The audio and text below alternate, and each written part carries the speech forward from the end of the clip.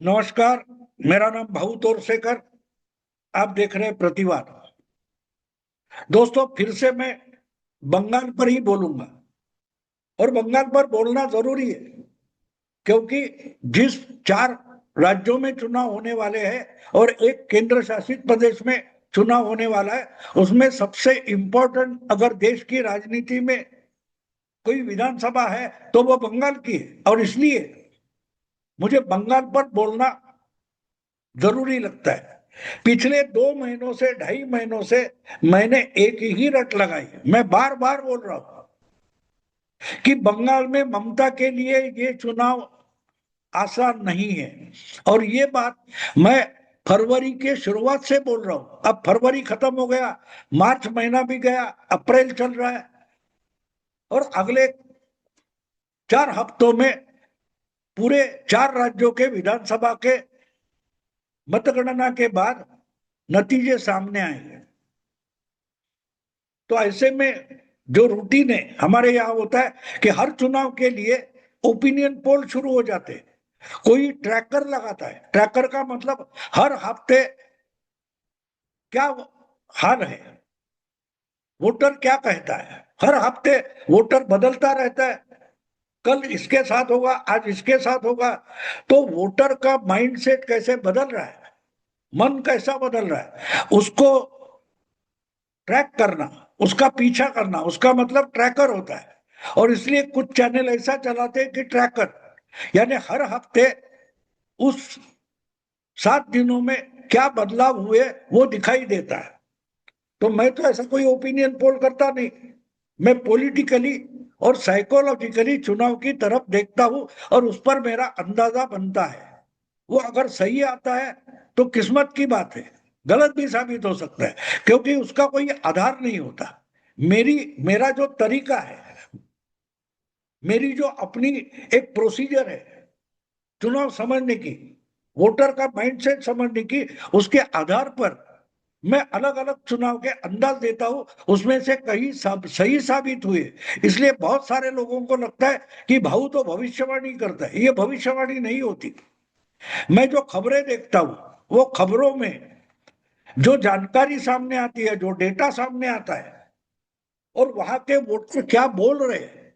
बहुत बार ये बात होती है कि सामने वाला कुछ बोल रहा है, लेकिन वो जिस आशय से बोल रहा है वो हम समझ नहीं पाते। हमारे दिमाग में है, बस वही बात हम पकड़ कर बैठ जाते हैं।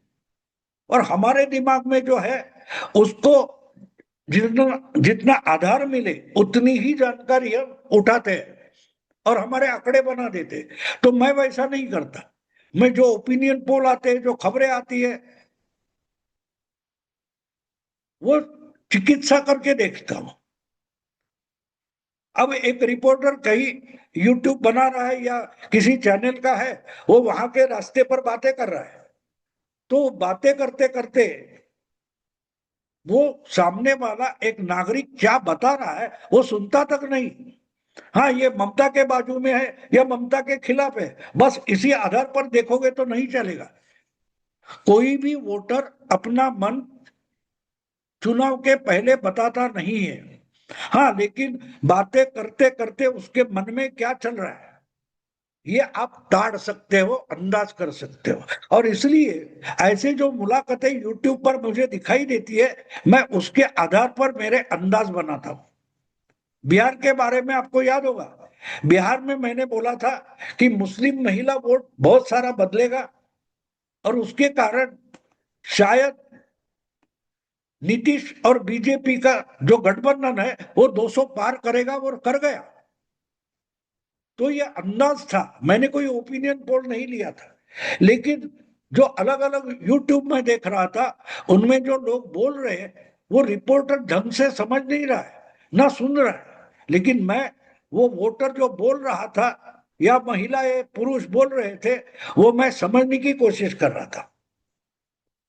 और इसलिए आज मैं देख रहा हूं कि बंगाल में, जब मैं 2-2.5 महीने पहले से बोल रहा हूं कि बीजेपी ने बहुत बड़ी जंप ले ली है, और इसलिए ये चुनाव ममता दीदी के लिए आसान नहीं है। दूसरी बात, ममता दीदी गलत रास्ते पर चली गई है।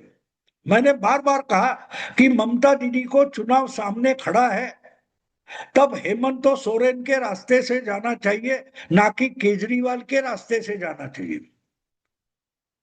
अभी 1 साल पहले की बात है, महाराष्ट्र के साथ साथ झारखंड का चुनाव हुआ था। उसके पहले झारखंड के मुख्यमंत्री हेमंत सोरेन को ईडी की नोटिस आई थी, उनको अरेस्ट किया गया था, वो जेल में गए थे। वो कोर्ट कचहरी में उलझे नहीं रहे, उन्होंने कानून के साथ कोऑपरेट किया, सहयोग किया। भाई ठीक है, आप जांच कर रहे हो, मुझे अरेस्ट करना है कर लो। अपने चचेरे भाई को मुख्यमंत्री बनाया, अपनी पत्नी के हाथों में पार्टी सौंप कर वो जेल में चले गए, और चुनाव के पहले उनको जमानत मिल गई और आकर उन्होंने चुनाव जीत लिया। उसी समय की बात है, आपको याद होगा दिल्ली की रामलीला मैदान में कांग्रेस ने और आईएनडीए गठबंधन ने बीजेपी के खिलाफ एक बड़ा रैली किया था।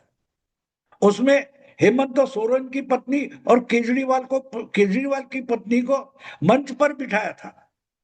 सोनिया गांधी के दोनों बाजू में ये दो पत्नियां बैठी थी, केजरीवाल की और हेमंत सोरेन की। लेकिन केजरीवाल चुनाव हार गए, हेमंत सोरेन जीत गए। ये क्या चमत्कार था? तो चमत्कार ये था कि चुनाव के समय में चुनाव में जुट जाना चाहिए, ना कि टेक्निकल मुद्दों पर मीडिया को खुश करने वाली हेडलाइन देनी चाहिए। तो केजरीवाल कोर्ट कचहरी में उलझे रहे, हर दिन हेडलाइन में चमकते रहे। सोरेन के बारे में कोई बात नहीं हो रही थी, लेकिन सोरेन का चचेरा भाई काम कर रहा था, उसकी पत्नी पार्टी को चुनाव के लिए तैयार कर रही थी, और हेमंत सोरेन जेल में आराम कर रहे थे। तरोताजा होकर जमानत पर बाहर आ गए और चुनाव में जुट गए, बीजेपी को हरा कर दिखाया उन्होंने। तो ममता को हेमंत सोरेन की रास्ते से निकलना चाहिए था। ममता ने गलती कर दी, ममता उलझी रही इसमें। और इसी समय पिछले चुनाव के आधार पर बीजेपी ने सबक लिया था कि ढोल नगाड़े बजाना जरूरी नहीं है, वोटर के पास पहुंचना जरूरी है। और 2 साल पहले से पिछले चुनाव का अभ्यास करके हुए, एक एक चुनाव क्षेत्र और एक एक बूथ का अभ्यास करके बीजेपी ने 2026 के लिए अपनी चुनाव की रणनीति बनाई थी, और उसके लिए 8-10 महीने से ज्यादा बीजेपी काम कर रही है, उसके साथ आरएसएस काम कर रही है। अब आरएसएस जिस ढंग से काम करती है उसका तरीका अलग होता है, वो प्रेस वालों को पता नहीं चलता। मैंने भी अलग अलग हिंदी यूट्यूब चैनल पर दोस्तों के साथ पॉडकास्ट किया, उसमें कुछ लोगों ने एक कंप्लेंट लिखी है मेरे खिलाफ कि भाऊ जो बोलता है कि आरएसएस के लोग एक एक वोटर को 5-6 बार मिलने वाले हैं, तो मेरे पास तो कोई आरएसएस का कार्यकर्ता स्वयंसेवक नहीं आया, वो कोई यूनिफॉर्म पहनकर नहीं आता। आरएसएस का कार्यकर्ता बैच लगाकर नहीं आता, झंडा लेकर नहीं आता। आपको सामने बैठा हुआ इंसान आरएसएस का है या नहीं, इसका भी पता नहीं लगेगा। वो कहीं ढाबे पर, कहीं चाय के टपरी पर, ठेले पर बैठेगा, सिगरेट पान के ठेले पर मिलेगा, सब्जी मंडी में मिलेगा, 4 लोग बात कर रहे, उधर आकर बैठ जाएगा या कहीं जाकर बैठ जाएगा। वो आप चौपाया चौपाए होती है ना, गांव में चौपाल लगती है, वहां जाकर बैठ जाएगा, बातें करते करते अलग अलग बातों पर बोलेगा। लेकिन बीजेपी को वोट दो, हिंदुत्व के नाम पर वोट दो, ये बीजेपी का एजेंडा आरएसएस का स्वयंसेवक कभी भी बोलता नहीं है। लेकिन जिस ढंग से बातें करता है उसमें जो सरकार सत्ता में बैठी है या जो बीजेपी के खिलाफ की पार्टियां हैं, उनके एजेंडे पर ऐसी टिप्पणियां करेगा कि आपके मन में उस पार्टी या सरकार के खिलाफ आपका मन आहिस्ते आहिस्ते बदल जाता है, और वो वहां आकर चर्चा छोड़ देगा कि आपके मन में एक निष्कर्ष तैयार होता है कि जो है वो सरकार ममता दीदी की बदलनी चाहिए। जो राहुल गांधी बोल रहा है वो बिल्कुल गलत है। ममता दीदी ने एसआईआर का मामला उठाया, बिल्कुल गलत था। इसका कोई आम जनता से संबंध नहीं है। इस पर आकर जब वो आरएसएस का कार्यकर्ता आपको छोड़ देता है, तब आपका मन थोड़ा ममता के खिलाफ झुक जाता है। बीजेपी की तरफ बढ़े ना बढ़े, लेकिन ममता के खिलाफ झुक जाता है, और यही से शुरुआत होती है। और इसलिए ऐसे लोग बोलेंगे नहीं। जैसे जैसे ये माहौल बनता जाता है, तो वोटिंग के दिन तक उसका टेम्पो इतना बढ़ाया जाता है कि चुपचाप कमल छाप का मतलब आप समझो।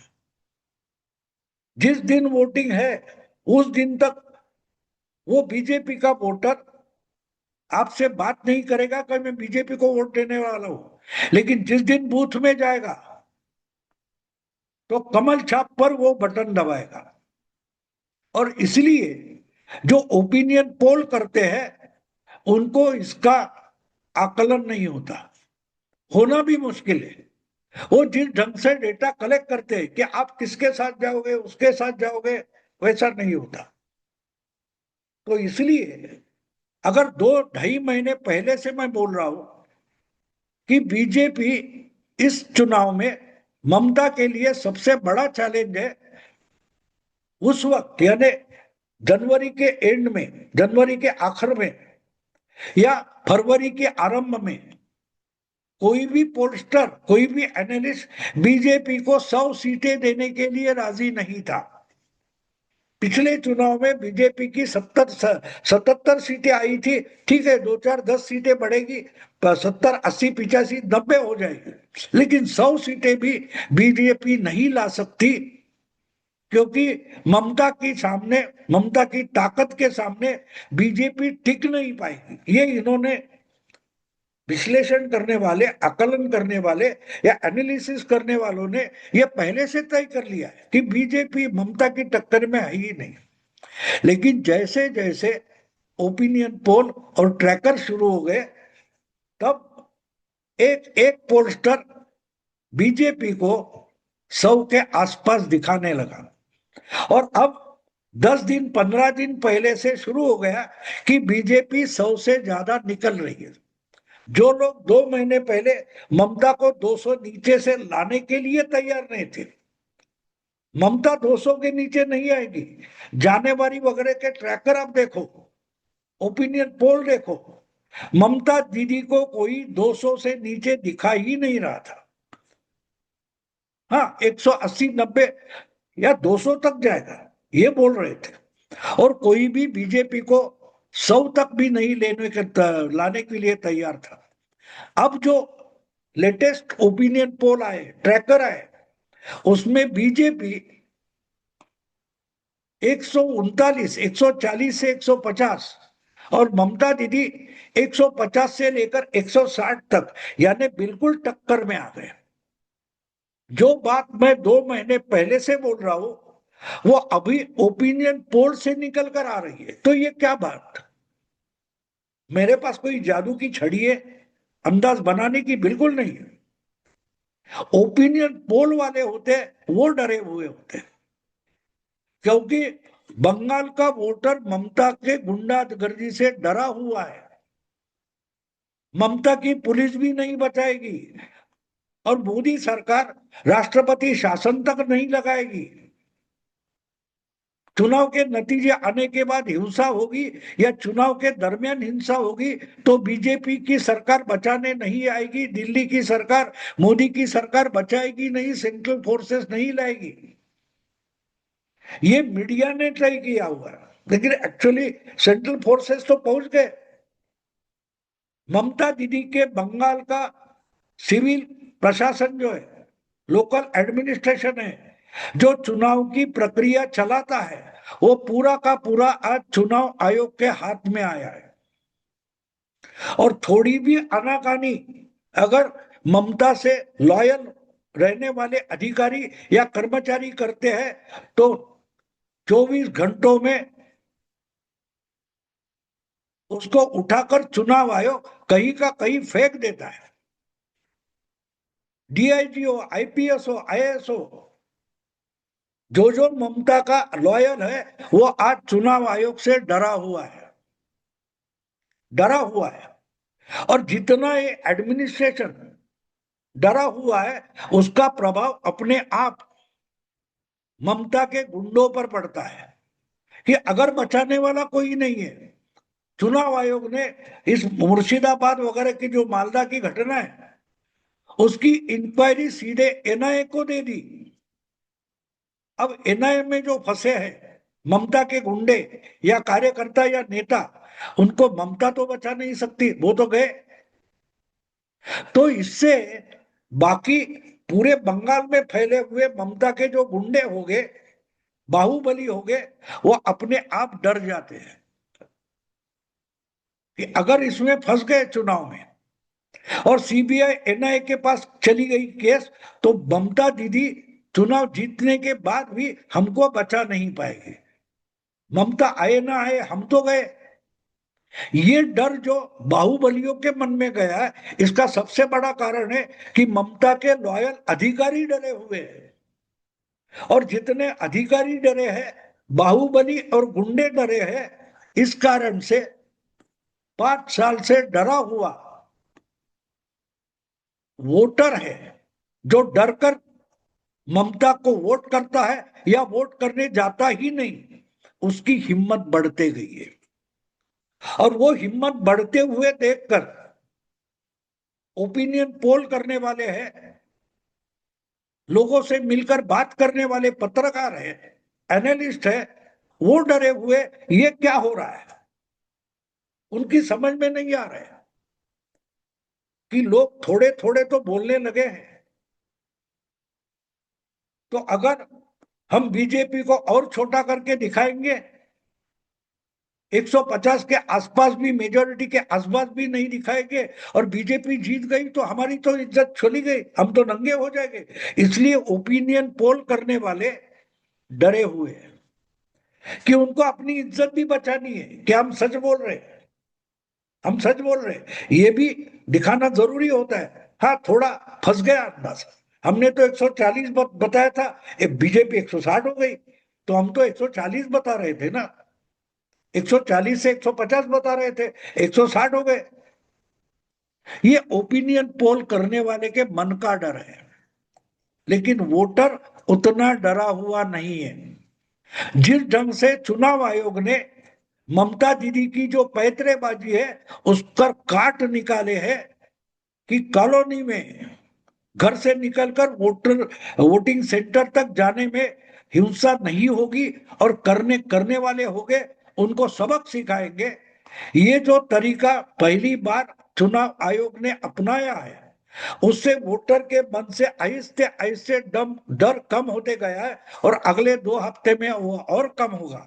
और जितना वो डर कम होता जाएगा, एक इंसान डरा हुआ नहीं होता तो और 2-3 लोगों के लिए तो हिम्मत जताता है, और जैसे वो हिम्मत बढ़ती जाती है वो सुनामी हो जाती है। और इसलिए ये पहला चुनाव बहुत सालों के बाद बंगाल का है जिसमें वोटर नहीं डरा है, वोटर निर्भय बनते जा रहा है। लेकिन पत्रकार, मीडिया और ओपिनियन पोल वाले बहुत डरे हुए हैं। देखते, 4 हफ्तों का तो मामला है। 4 जुलाई को सारी चीजें आपके सामने, मेरे सामने साफ हो जाएगी।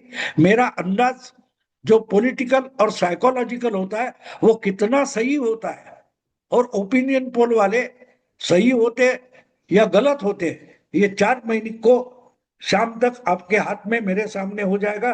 अगर मेरा अंदाज गलत साबित हुआ तो मैं उस पर भी वीडियो बनाकर माफी भी मांगूंगा कि मैं कहाँ गलत साबित हुआ, इसका भी विश्लेषण करूंगा। अभी रुकता हूं। अगर वीडियो पसंद है तो लाइक कीजिए, शेयर कीजिए और प्रतिवाद को सब्सक्राइब कीजिए। नमस्कार।